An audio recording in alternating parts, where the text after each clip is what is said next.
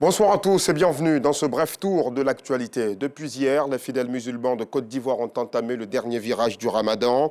Les 10 derniers jours, au cœur desquels se trouve la nuit de la destinée, dite nuit d'Al-Qadr, une nuit qui équivaut à elle seule à 1000 mois d'adoration.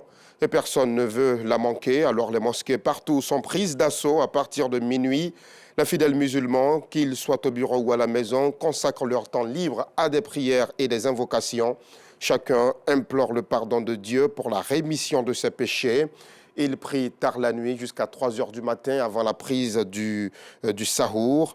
Le reportage de notre équipe est à voir à 19h30.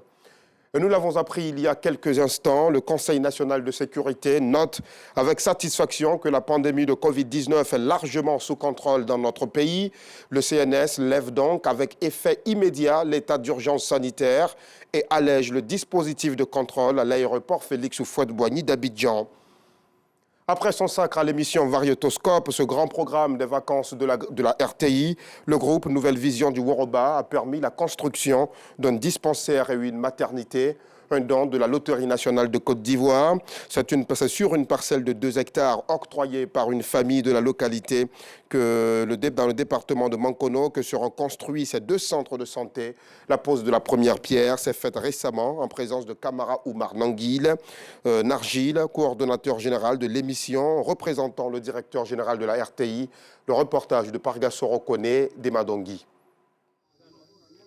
C'est sur cette parcelle de 2 hectares du village de Sogbeni, sous-préfecture de Kounaéri, département de Mankono, région du Béré, que seront construits un nouveau dispensaire et une nouvelle maternité. Cet espace, un don de la famille Yahiri Zro, représenté à cette cérémonie de pose de la première pierre par André Yahiri. Une manière pour la famille de participer au développement du village. Quand le problème est arrivé, vraiment j'ai appelé toute la famille. Il y a 2 familles, Zoro et Moron. Je les ai appelés pour dire que voici une nouvelle qui vient dans le village. Nous avons construit l'hôpital. Nous avons pris une décision tout le monde et nous avons montré le lieu au village. C'est ce lieu qui est ici.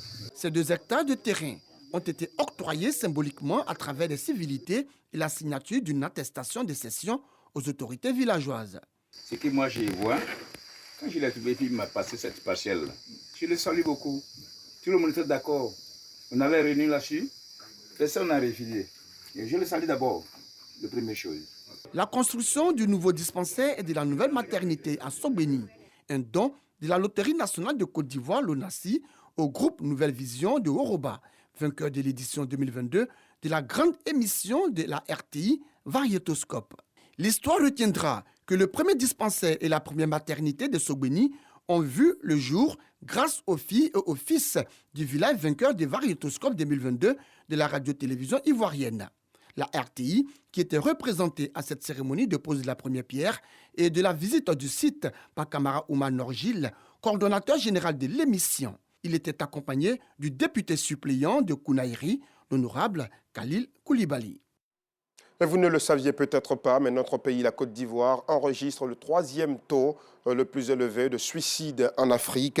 La Côte d'Ivoire compte tous les ans 23 cas de suicide selon une étude de l'unité de médecine légale du service d'anatomopathologie du CHU de Treichville. La situation est inquiétante et la communauté musulmane de Cocody-Angré n'entend pas rester sans rien faire. La Commucan a organisé une cérémonie de sensibilisation, une conférence panel samedi dernier pour connaître les causes, les conséquences, mais aussi les solutions à élaborer afin donc de réduire les cas de suicide. Les travailleurs de la société chargés des travaux d'aménagement du carrefour Aquaba, phase prioritaire, ont été formés sur le VIH-Sida, les IST, le Covid-19, les violences basées sur le genre et la sécurité routière.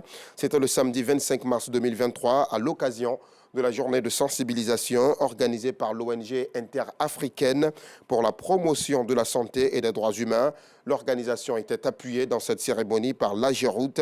Vous verrez le reportage de nos équipes à 19h30.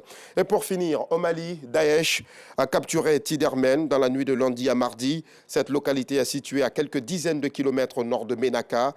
Daesh, depuis des mois, a mené des batailles dans ces vastes étendues désertiques au prix d'intenses combats, du massacre de civils et de déplacements massifs des populations.